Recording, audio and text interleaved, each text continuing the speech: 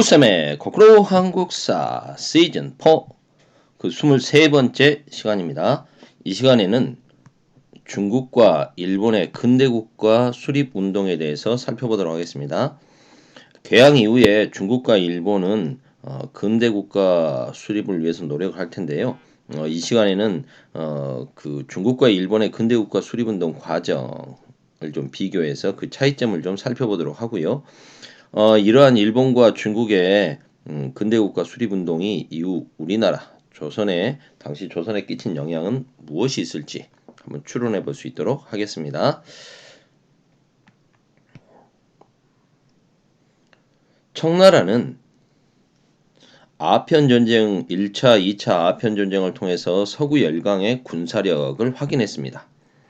그리고 이어서 일어났던 태평천국 운동을 거치면서 자신들은 제대로 진압을 못하는데 서구 열강의 군대들이 결국 태평천국 운동을 진압하는 데 도움을 주죠. 그래서 서구 열강의 군사적 우수성을 절감을 했는데 이때 태평천국 운동을 진압했던 향촌의 군대 이용장이라든가 중국번, 좌종당 이런 사람들이 이제 향촌의 향용군을 조직해서 맞서 싸웠는데 자신들만의 군사력으로는 태평천국 군대를 진압하기 힘들었는데 서양의 군대, 서구 열강들의 군사적인 지원을 받아서 그들을 진압했거든요. 그래서 우리도 군사적으로 저들처럼 좀 세져야 되겠다. 그러려면 경제적으로도 좀 부유해져야겠네. 그래서 부국 강병을 목표로 중국의 전통을 지키며 몸은 중국 걸 유지하되 서양의 군사력만 활용하자. 중채 서용의 입장에서 경제적 부강과 군사적 자강을 추진하게 됩니다. 그래서 서양식 무기와 선박을 좀 만들 수 있는 공장을 만들고요.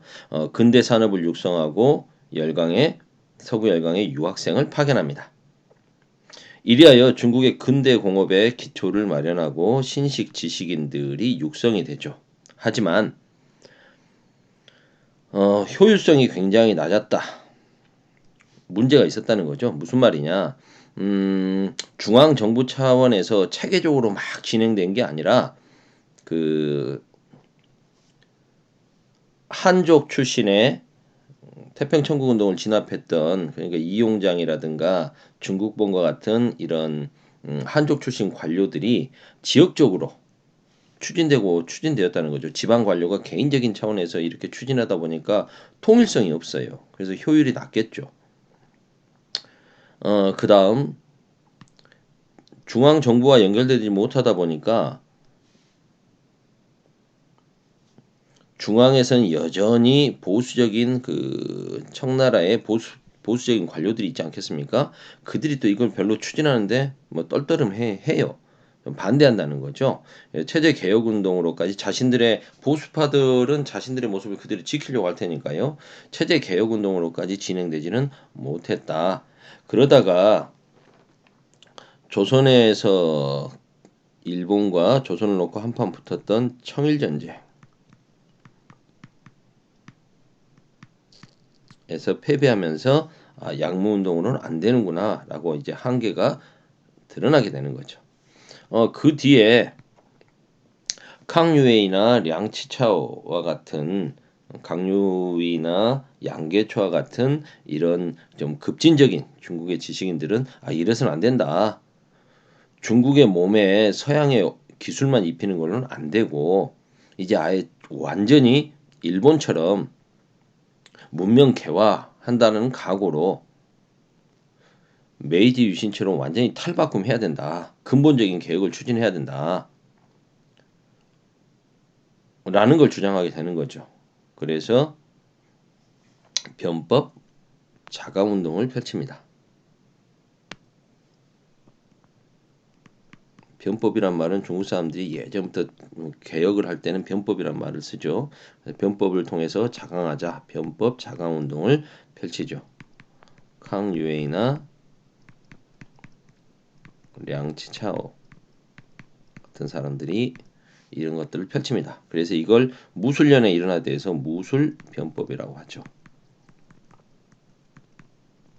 당시 황제였던 광서제도 적극적으로 지원을 해줍니다. 그래 그렇게 하자라고 하는 거죠. 체제를 개혁해서 근대적인 중국을 건설하자. 그럼 어떻게 체제를 개혁할 것인데 우리도 입헌군주제로 가자.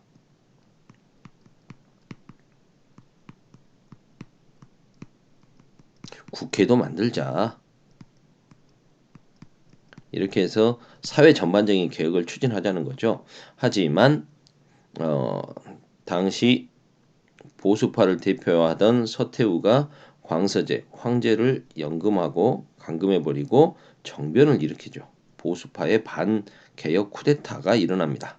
무술 정변이죠. 이렇게 되면서 캉유에이나 량치차오 같은 변법 자강파들은 일본으로 망명을 하게 됩니다. 그래서 무술변법은 103일 만에 실패하죠. 우리나라의 그 갑신정변과 굉장히 유사한 흐름을 보입니다. 일본 메이지 유신을 모델로 했다. 짧은 집권기간 그리고 백성들 민중의 지지를 많이 받지 못하고 있는 상태에서 위로부터 추진된 개혁이었다. 지식인들 중심이었다. 실패하고 일본으로 망명하게 된다. 많이 공통점이 있죠.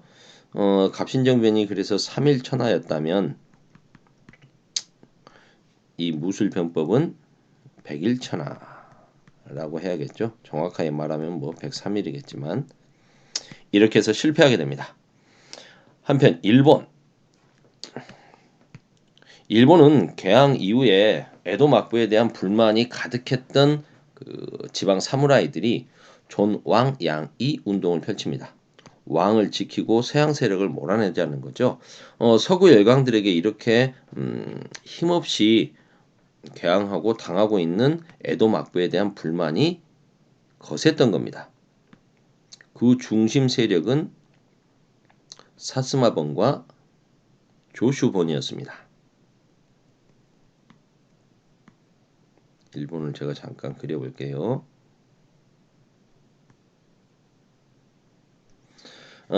사스마번은 지금의 가고시마 지역에 있으니까 어디 뭐 표시해 볼까요? 이쯤 되겠죠.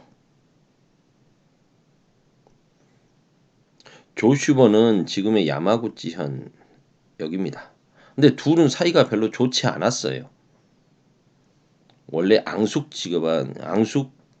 앙숙번입니다. 그래서 서로 사이가 굉장히 안 좋았는데 얘들이 에도 막부를 타도하기 위해서 손을 잡죠.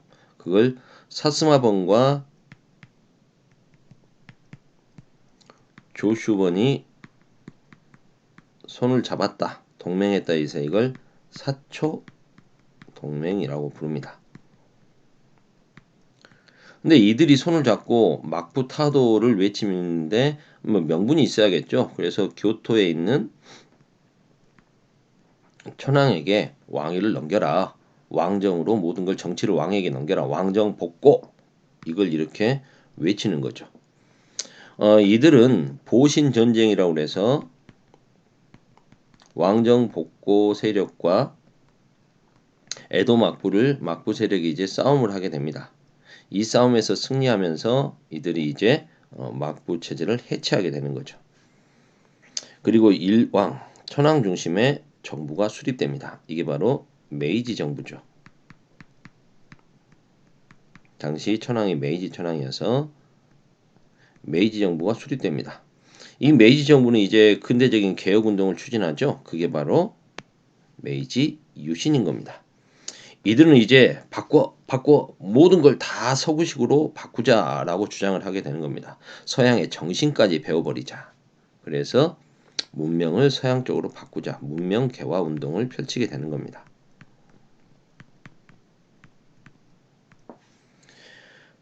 사무라이 무사 중심의 신분 제도도 없애버리고요. 그리고 국민들 모두 군대 가게 되죠. 징병제 실시하고 의무교육 실시하고 새로운 일본에 대한 정신교육을 시켜야 되지 않겠습니까? 근대적인 토지제도와 조세제도를 시행하고 공장과 철도를 건설해 갑니다. 이제 급진적인 근대 개혁을 정부 차원에서 추진해 가는 거죠. 그리고 이제 이와쿠라 사절단을 유럽과 미국에 보냅니다. 그래서 이 사람들이 이와쿠라가 중심이 돼서 요코하마를 출발해서 1년 10개월 거의 2년 동안 미국, 영국 등 12개 서구 열강도를 돌아보고 옵니다. 아주 상징적인 모습이 이때 이 이와쿠라 사절단을 이끌었던 이와쿠라 도모미라고 하는 일본의 고위 관료가 갈 때는 일본식 상투를 틀고 갑니다. 근데 올 때는 상투를 스스로 자르고 오죠. 그 말은 이제 이 상징적인 모습인데 일본이 이제 일본 본래의 모습을 버리고 서구 문물, 서양의 정신까지 받아들이는 서구화를 추진해 간다라는 것입니다. 이때 따라갔던 젊은이가 바로 이토 히로부미죠.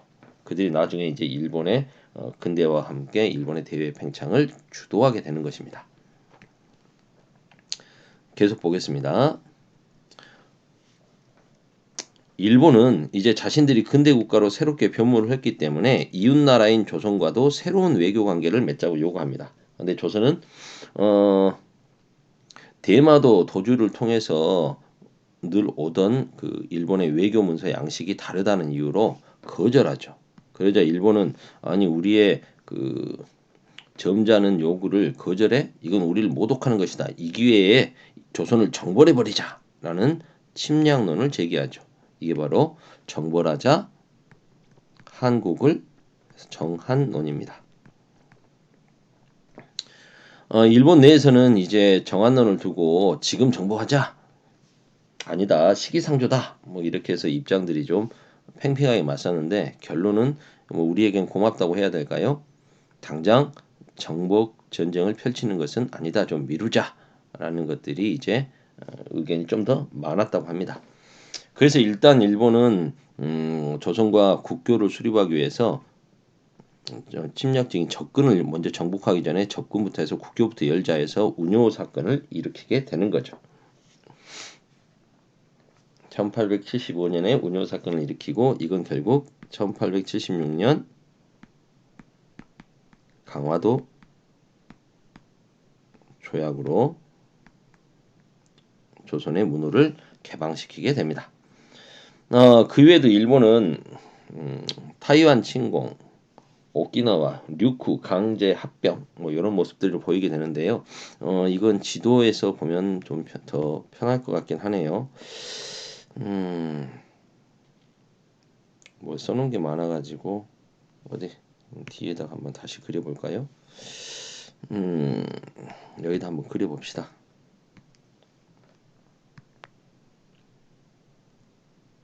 청나라가 중국, 청나라가 이렇게 있고 려동반도, 조선, 한반도가 이렇게 있죠. 대충 그리겠습니다. 그리고 이제 일본 열도가 이렇게 있지 않습니까? 일본이 이렇게 뭐 있고 홋카이도, 큐슈, 시코쿠, 뭐 이제 이쯤에 오키나와가 있죠.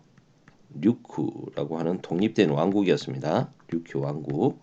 그리고 여기에 이제 대만, 타이완이 있지 않습니까? 고구마 모양으로. 그런데 이 류쿠는 별도의 독립된 왕국이었어요. 근데 이 류쿠 왕국의 표류민이 표류하던 사람이 이제 배를 타고 가다가 뭐 표류를 했겠죠. 타이완으로 갔는데 타이완 원주민에게 살해되는 사건이 발생합니다. 이걸 계기로 해서 일본은 류쿠가 자신들의 속국이다. 그런데 류쿠 사람이 타이완에서 이렇게 살해됐으니 청나라 배상해라. 청나라에서는 거부하죠. 그걸 계기로 일본은 1874년 타이완을 쳐들어갑니다.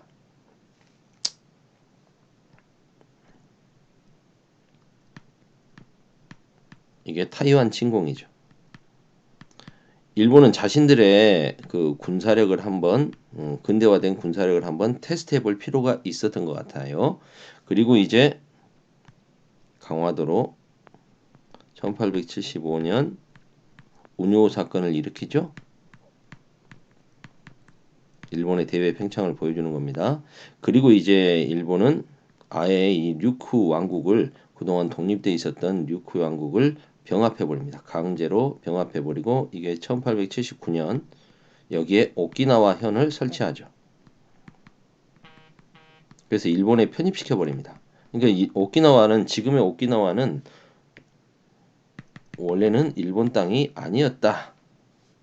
오키나와는 원래는 일본 땅이 아니었다라는 걸 알 수가 있습니다. 그 뒤에 이제 일본은 뭐 그 전부터 그랬습니다만 이 홋카이도 지역은 원래 일본의 원주민이었던 아이누 사람들이 살던 지역 아니었습니까? 원래는 본토 혼슈섬에 살고 있었지만 그 일본인의 압박에 점점 밀려서 홋카이도까지 밀려간 건데 이들도 이제 강제로 자신들 영토로 확보를 하죠. 오늘날의 일본은 이 과정에서 형성이 되는 겁니다. 다시 본문으로 가볼까요?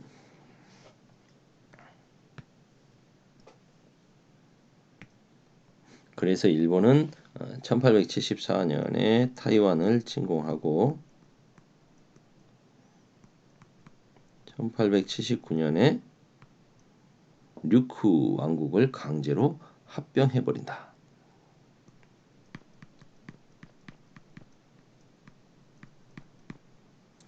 그때 류쿠의 그 신하들은 청나라에도 일본에도 조공을 바치고 있었지만 청나라에도 조공을 바치고 있었기 때문에 청나라에 가가지고 막 그 자기 신들을 도와달라고 요구하며 자결하기도 했죠. 우리나라가 나중에 일본에게 을사늑약을 강제로 당하게 되고 고종 황제가 헤이그 만국 평화회의에 특사를 보냈을 때 그들이 이제 가서 일본의 침략은 부당하다라고 요구하면서 우리나라의 독립을 요구했던 외교권을 일본이 빼앗은 것에 대해서 항의했던 것과 비슷한 상황을 류크도 연출했던 겁니다. 그런 노력들을 했었죠. 그래서 오키나와 사람들이 지금도 일본의 그런 보수적인 정권에 대해서는 좀 반대하는 입장을 보이고 친한파, 한국과 동병상련의 아픔이 있기 때문에 친한파들이 많은 이유라고 합니다. 자, 오늘은 여기까지 해야 되겠네요. 거꾸로 한국사 23번째 23강 여기서 마치겠습니다. 끝.